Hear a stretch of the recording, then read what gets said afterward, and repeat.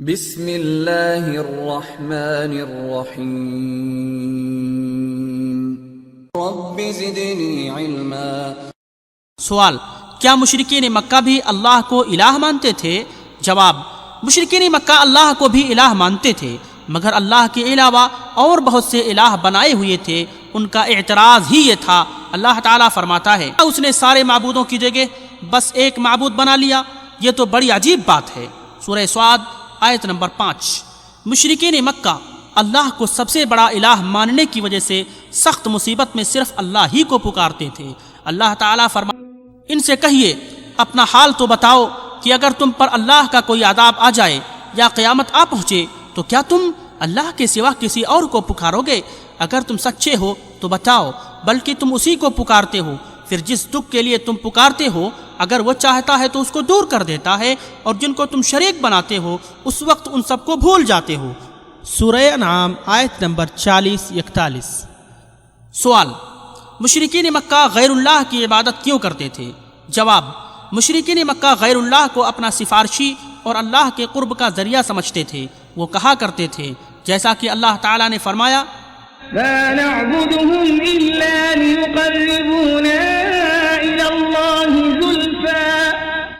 ہم ان کی عبادت صرف اس لیے کرتے ہیں کہ وہ اللہ تک ہماری رسائی کرا دیں۔ سورۃ الزمر آیت نمبر 3۔ اور اللہ تعالیٰ نے فرمایا، وہ کہتے ہیں کہ اللہ کے پاس ہمارے سفارشی ہیں۔ سورہ یونس آیت نمبر 18۔ دیگر مشرکین بھی اپنے بزرگوں کو وسیلہ سمجھتے تھے۔ فرمایا، گرد کی بستیوں کو ہم نے ہلاک کر دیا اور بار بار اپنی نشانیاں ظاہر کر دیں تاکہ وہ رجوع کریں، تو جن کو ان لوگوں نے اللہ کے قرب کے لیے معبود بنایا تھا انہوں نے ان کی کیوں مدد نہ کی، بلکہ وہ ان سے گم ہو گئے، اور یہ ان کا جھوٹ تھا اور وہ یہی گڑھا کرتے تھے۔ سورۃ الاحقاف آیت نمبر 27 و 28۔ سوال: کیا مشرکین بے جان پتھروں کے بنے ہوئے بتوں کی عبادت کرتے تھے؟ جواب: بتوں کی حقیقت ابن عباس رضی اللہ عنہ یوں بیان کرتے ہیں کہ ود، سواع، یغوث، یعوق اور نصر قوم نوح کے صالحین تھے۔ جب وہ فوت ہو گئے تو شیطان نے ان کی قوم والوں کے دل میں یہ خیال ڈالا کہ جن مقامات پر یہ اولیاء اللہ بیٹھا کرتے تھے وہاں ان کے بت بنا کر کھڑے کر دو تاکہ ان کی یاد تازہ رہے۔ وہ ان کو پوجتے نہ تھے۔ جب یہ یادگار بنانے والے فوت ہو گئے اور بعد والوں کو یہ شعور نہ رہا کہ ان بتوں کو صرف یادگار کے لیے بنایا تھا، تو انہوں نے ان بزرگوں کی بتوں کی عبادت شروع کر دی۔ صحیح بخاری۔ اسی طرح لات ایک مرد تھا جو حاجیوں کے لیے ستو بناتا تھا۔ بخاری۔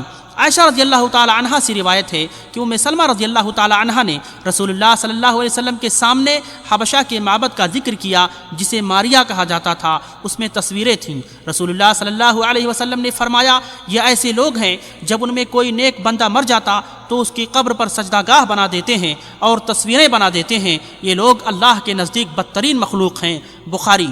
اسی لیے اللہ تعالیٰ مشرکین کے معبودوں کے بارے میں فرماتا ہے، ان الذين تدعون من دون الله عباد امثالكم۔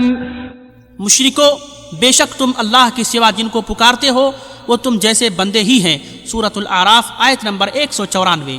اور فرمایا، وہ تو بے جان لاشیں ہیں، ان کو یہ بھی معلوم نہیں کہ کب اٹھائے جائیں گے۔ سورۃ النحل آیت نمبر 21۔ جن اولیاء اللہ کو مشرکین پکارتے ہیں ان کے بعد قیامت کے دن لوگ جمع کیے جائیں گے، وہ ان کے دشمن ہو جائیں گے اور ان کی عبادت کا انکار کر دیں گے۔ سورۃ الاحقاف آیت نمبر 6۔ ان تینوں آیات سے ثابت ہوا کہ مشرکین کے معبود اللہ کے بندے تھے اور وہ قیامت کے دن اٹھائے جائیں گے۔